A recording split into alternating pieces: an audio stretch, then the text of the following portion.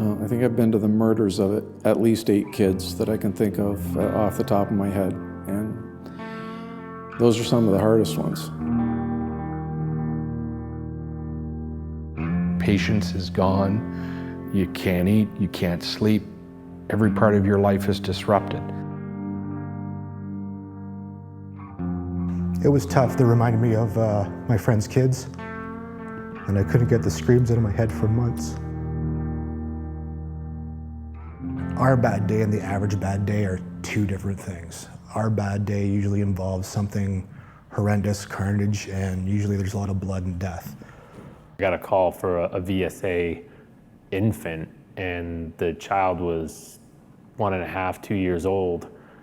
And the circumstances were, it was odd when we got there, and there's a little girl lying on the ground, and her mom's bawling and freaking out on the phone doing CPR, and the kid was blue, and the dad standing like, I don't know what's happening, it's over there.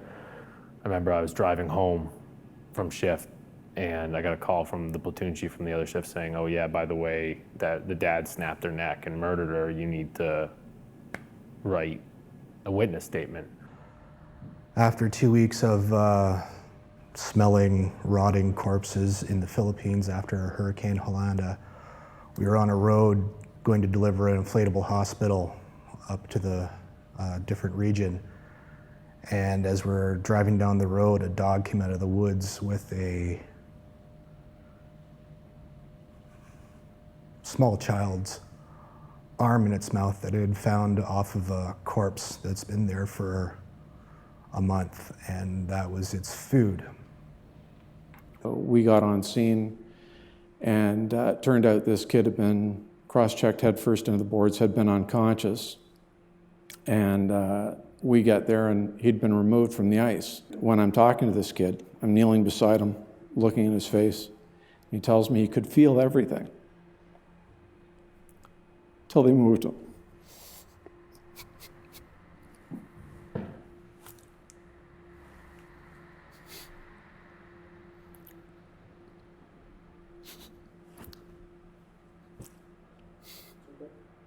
Sorry, I've seen that kid's face. Just about every facet of everyday life changes. And then the biggest thing to me is the loss of innocence. You realize that these things happen in the world, and they're happening all around you all of the time. I felt like I was really armed to fight fires, to go to medicals, to do all these things, but they didn't arm me with something that I didn't realize was going to affect me so much, was dealing with the human nature of the calls and your own emotions and how to react to these things. Us, police, EMS, we try and be the tough guys and tough people. And we are affected by this. It does have a cumulative effect, and it's not just one call. It's one call piled on the next call, piled on the next call, and it's like a house of cards. And you try and put that last card on the top and everything comes down. You're going to experience things that you would wish and hope that you never experienced. You're going to see things that you can't reverse, that are going to be ingrained on who you are. Lost myself into keeping busy, became very much a workaholic. Spent all my time just being busy so I wouldn't have to think about things. I had a lot of guys that I worked with who'd been through similar things, and we used to get drunk all the time. You just hung out with people who were equally as damaged as you, so you felt normal. And there was some comfort in that. So there was the black humor around the fire hall. People would joke about things, and that happens to this day. I learned really quickly, though, to just kind of shut it all out and shut off your emotional response to anything, and that transferred into my personal life. I didn't want to be anywhere near anybody. Even my own family, I just kind of pulled back a lot.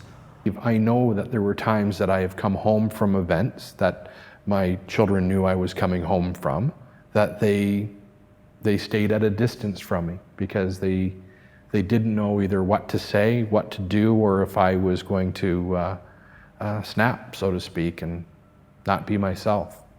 It's stuff that we take for granted day in, day out, that you see over the course of your career and what you do, that it's taken away from other people.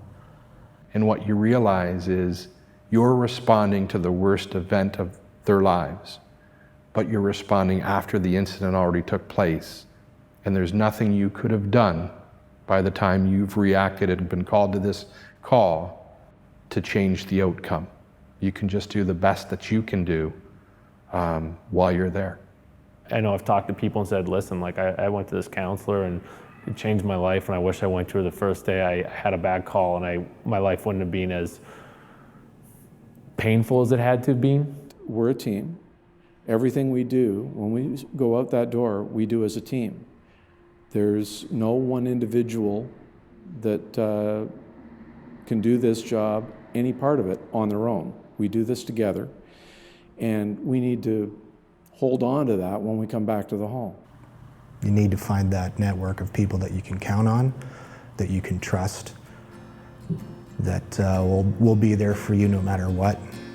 And those are the people that you keep closest to you throughout your career and throughout your life.